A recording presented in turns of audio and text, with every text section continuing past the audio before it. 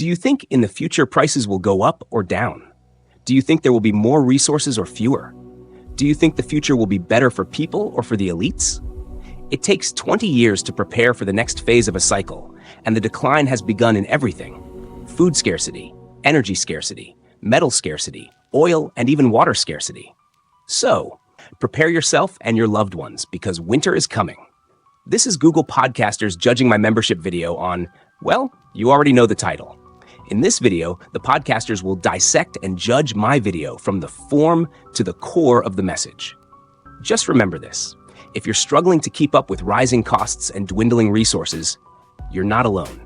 The elites are tightening the noose, and it's time to fight back by making every minute, action, and dollar count. This isn't just about surviving. It's about thriving in a world designed to keep us down. The goal of this podcast? To review, judge, and give you a glimpse of what I prepare for my special members. My intentions are to help you take control of your life, optimize your daily habits, and prepare for the scarcity that's coming. You'll learn the hard truths about why efficiency isn't just a choice, it's a necessity. Stay until the end. You will like it. Ready to turn chaos into control? Let's get started. So, ever find yourself wishing you could feel a little more, financially secure? And maybe take control of that grocery budget at the same time? Yeah. Well, that's kind of what we're diving into today. It's maybe a little less conventional, though, I'll admit. Yeah. We're looking at this online writer. It goes by Kay Waterloo. And let me tell you, they've got some strong opinions, to say the least. Okay, I'm intrigued. What's their deal? Basically, they're connecting the dots between a potential global food crisis and, get this, our everyday choices. Whoa, that's a leap. Right. They call their whole approach food as financial warfare. Like, your kitchen is the front line. Intense, right? Food as financial warfare. Okay, I see where they're going with this. There's definitely something to be said about the power of food choices. But warfare, that's a bit much, don't you think? Yeah, Kay Waterloo, they're not exactly known for subtlety. But even if you don't buy into the whole doomsday scenario, they have some intriguing strategies. Like, what if prepping for uncertainty just meant being smarter about how we buy and cook our food? See, now that's an angle I can get behind. Because at the end of the day, whether there's a crisis or not, being smart about food is always a win. Exactly. So it's less about building a bunker and more about, building a smarter pantry. Right, exactly. It's about resilience, right? Yeah. Not just physically, but financially and even mentally. Totally. So how does Kay Waterloo suggest we actually put this into action? Because they're big on something they call the Spartan stockpile. And I gotta admit, it sounds a little intimidating. It does have a certain ring to it, doesn't it? Spartan stockpile. Right. What exactly is that? Am I supposed to be, stockpiling weapons-grade lentils or something? Chuckles. Not quite. Yeah. Though Kay Waterloo might appreciate the dedication. No, it's actually much more straightforward than it sounds. It boils down to buying in bulk. Okay, so we're talking 50-pound bags of rice. Because honestly, where would I even put that? Well, hold on. It's not about just buying the absolute largest quantity of everything you see. It's about identifying your staple ingredients, the things you use all the time, consistently.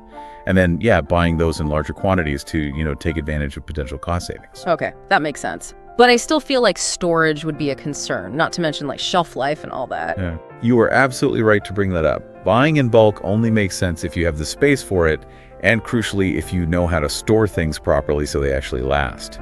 It's all about planning and strategy, not just hoarding. So it's more about long-term planning than just stocking up for the apocalypse. Precisely. Think of it this way. What's one ingredient you use all the time? Maybe something you find yourself constantly running to the store for. That's a good question. I feel like I'm always buying onions. Onions, perfect example. So imagine you had a year's supply of onions on hand. How would that feel? Overwhelming or kind of freeing? Honestly, kind of freeing. No more last-minute onion runs. I could get behind that. But I have a feeling Kay Waterloo doesn't stop at just buying things in bulk. They strike me as the kind of personality that takes it a step further. Oh, you are absolutely right about that. Bulk buying is just the tip of the iceberg. They're also really passionate about simplifying the way we approach cooking itself. Oh, so what, meal prepping and stuff? That's part of it. But they call it, get this, Spartan simplicity. Spartan simplicity. Okay, so are we talking boiled chicken and steamed broccoli every night? Because that doesn't exactly sound like a recipe for culinary joy. Chuckles. No, not necessarily. It's not about depriving yourself of flavor or anything. It's more about understanding the beauty of simple, nutrient-dense meals and, letting go of the need for super complex recipes, the ones that often lead to a lot of wasted ingredients and time. Okay, I see where they're going with this. It's about efficiency. Yeah. Like making the most of what you've got, not just in terms of ingredients, but also time and energy. Exactly. Think of it this way. Instead of stressing over some elaborate recipe with a million ingredients and steps, what if you focused on mastering a few core cooking techniques? So, instead of trying to recreate some fancy dish I saw on a cooking show, maybe I should focus on, perfecting a simple roast chicken and some roasted vegetables. There you go. Exactly. Because at the end of the day, those simple, well-executed dishes are just as satisfying, if not more so. And let's be honest, much less stressful to actually make. I can definitely get behind that. Plus, I imagine my wallet would be pretty happy with fewer takeout orders. Exactly. And speaking of being mindful of what we spend, Kay Waterloo has some pretty strong opinions about what happens to the food we don't eat. Food waste is, a huge pet peeve of theirs. Oh, interesting. So that they're all about using up those leftovers, huh? Oh, absolutely. They're adamant about it, actually. They see throwing away food as incredibly wasteful, which, let's face it, it is, both for our wallets and, for the environment in the bigger picture. Yeah, that makes sense. So instead of just shoving those leftovers to the back of the fridge, we should be thinking about how to transform them into new and exciting meals. Exactly. It's like a fun challenge, Kay Waterloo even talks about having a designated fridge foraging night where you challenge yourself to create a meal using only what you have on hand. Fridge foraging, I love that. That sounds like a really fun way to get creative in the kitchen and minimize waste at the same time. Exactly. It's about becoming more mindful of what we already have and challenging ourselves to be a little more resourceful. I'm into it. So we've got bulk buying, simple cooking, and of course, fridge foraging. Sounds like Kay Waterloo's approach is all about maximizing what we have and minimizing waste. But I'm curious, do they ever talk about where our food comes from in the first place? Oh, absolutely. In fact, they're pretty vocal about their concerns with our heavy reliance on these globalized food systems. Really? So are they suggesting we all become off-the-grid farmers or something? Not necessarily. They're not saying we need to completely swear off grocery stores or anything, but they do advocate for a shift toward more seasonal and local eating whenever possible. So hitting up the farmers market more often. Exactly. Supporting local farmers and producers when we can. It's about understanding where our food comes from and, diversifying our sources a bit. Makes sense. But does that mean I have to give up my morning coffee? Because I'm pretty sure those beans aren't locally sourced. Well, we'll get into Kay Waterloo's, shall we say, interesting views on beverages in a bit. Let's just say they're not the biggest fans of expensive coffee habits. Uh-oh. This I've got to hear. Okay, so we're back and we're knee-deep in Kay Waterloo's, shall we say, unique approach to food. We talked about local sourcing right before the break, but now it's time to talk about portion domination. Right, and that can sound a little intense. Maybe a little Big Brother-ish at first glance. Yeah, kind of like they're going to come monitor our dinner plates. Exactly. But I think once you understand what they're really getting at, it's less about, measuring every grain of rice and more about just bringing a sense of awareness to how we eat. So being more mindful, basically? Exactly. Because let's be honest, how often are we really eating because we're truly physically hungry versus just out of habit, boredom, whatever. Oh, all the time. I'm definitely guilty of that. Finishing a plate just because it's there, even if I'm not actually hungry anymore. Right. And that's kind of Kay Waterloo's whole point. Yeah. They're saying by practicing this portion domination, it's not just about reducing food waste or saving money, but it's also about reclaiming a sense of control over our habits and impulses. So instead of mindlessly eating, we should be checking in with ourselves and being like, am I actually still enjoying this? Yes, exactly. Ask yourself, am I full or am I just eating because it's there? So we've been kind of conditioned to clean our plates, haven't we? 100%. It's like this weird societal pressure. Yeah. But Kay Waterloo's saying, hey, let's break free from that. You're in control here. You decide when you're full. Love that. Taking back the power. Okay, so speaking of taking back control, let's talk about beverages. Because Kay Waterloo does not hold back on this one. This is where they really get fired up. Right. They seem to have a particular axe to grind with expensive coffee habits and sugary drinks. Oh, yeah. They call those out as the ultimate budget drain. Those little daily indulgences can really add up. It's like the latte factor, but for everything we drink. I'll be honest, I never really stopped to think about how much those little things add up over time. It's easy to overlook. Yeah. But K-Waterloo is really urging people to rethink their whole relationship with beverages. Instead of viewing them as like a treat or a reward, what if we saw them primarily as a source of hydration? So basically, more water, less fancy coffee creations and sugary sodas. In a nutshell, yes. Yeah. Because water is readily available, usually much more affordable, and let's be real, it's what our bodies actually need. It's amazing how much we uncover when we start really looking at our habits. Right? It's eye-opening. And it's not just about the money either.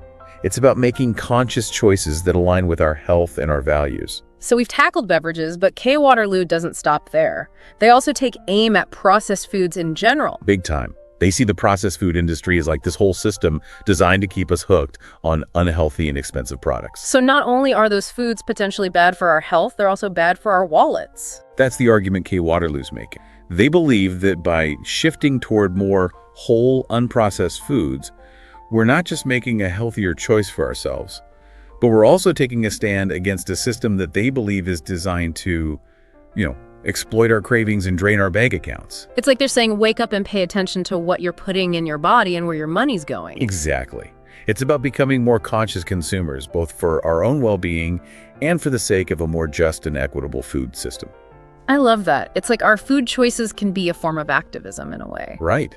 And it can be empowering, too, choosing to opt out of a system that you don't agree with. It's definitely a different way of looking at things. So far, K-Waterloo's given us a lot to think about: mindful eating, rethinking beverages, kicking our processed food habit. But they don't stop there, do they? Nope. We still need to talk about their ideas about brutal efficiency in the kitchen itself. Okay, brutal efficiency. That sounds a little intense even for K-Waterloo. Okay, so brutal efficiency.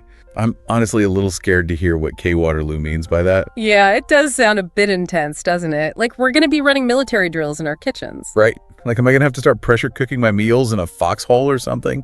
Thankfully, no. It's not quite that extreme. It's more about simplifying the way we approach cooking itself. K-Waterloo's all about streamlining things, and they argue that many of us make cooking way more complicated than it needs to be. Okay, I can see that. Sometimes I do get a little carried away with using every single pot and pan in my kitchen. Exactly. And K-Waterloo would say, why use 5 different tools when you can get the job done with just 1 or 2? So it's about working smarter, not harder, even in the kitchen. Precisely. They're all about maximizing efficiency, minimizing waste, and, ultimately making cooking more enjoyable by taking some of the stress out of it. I can definitely get behind that. Less cleaning, more enjoying the food. Sounds like a win-win to me. Exactly.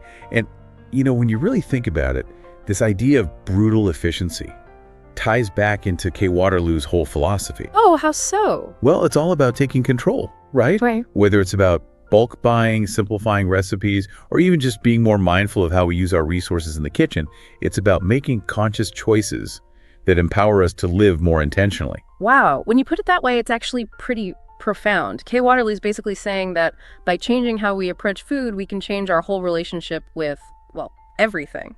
Right. It's kind of a radical idea, but it makes you think. Because when you're in control of your food, how you buy it, how you cook it, how you use it, it's hard to feel like you're not in control of anything else in your life. That's a really good point. It's like food becomes this source of stability and agency in a world that often feels anything but stable or predictable. Exactly. And I think that's ultimately what K-Waterloo is trying to get across. Mm-hmm. It's not just about saving money on groceries or prepping for some doomsday scenario. Mm-hmm. It's about embracing a more mindful and empowered way of life, one meal at a time. It's about taking back the power. I like it. Well, I have to say, this deep dive into K-Waterloo's world has been quite the journey. I agree. It's been eye-opening, to say the least. They've definitely given us a lot to think about, from food as financial warfare to Spartan simplicity to brutal efficiency. K-Waterloo challenges us to rethink our entire relationship with food. And to see it not just as fuel, but as a tool for building a more resilient, sustainable, and ultimately fulfilling life. And on that note, we'll leave you to ponder these thought-provoking ideas. Thanks for joining us on this deep dive. Until next time, happy cooking, everyone. And even if they don't share all my views and missed understanding 1 or 2 points of the video made specially for our premium community members, I have to say the podcaster did an admirable job. Now, knowing that more independent from the system you are and less money you need to spend, you've got 2 choices. Either stay without full control over your life, or join the Spartan tribe and take the reins of your future. You might think you've learned a bit from this video, but believe me, there's so much more beneath the surface. Our exclusive membership includes videos packed with explosive, actionable solutions that will definitely make a difference for you and your community. While the rest of the world is struggling with chaos, you'll be the one thriving. But if you're not quite ready, take a look at my other videos and playlists. And before you do that, I'm really eager to hear what you like the most about this video. Do you have any questions? Here's one from me. What do you want more of? Money, time, or both? And would you rather have it later or sooner? Most people looking for these advantages end up liking, subscribing, and crucially, joining us to become executive members. If you decide not to join, you might just find your bank account slowly dwindling. So, what's your next move? Hit that subscribe button, become an executive member, and tap into knowledge that sets you apart from the crowd. The real question is, do you merely want to survive or do you aim to dominate? Remember, the weak will fall, but the prepared will thrive. Click to join now.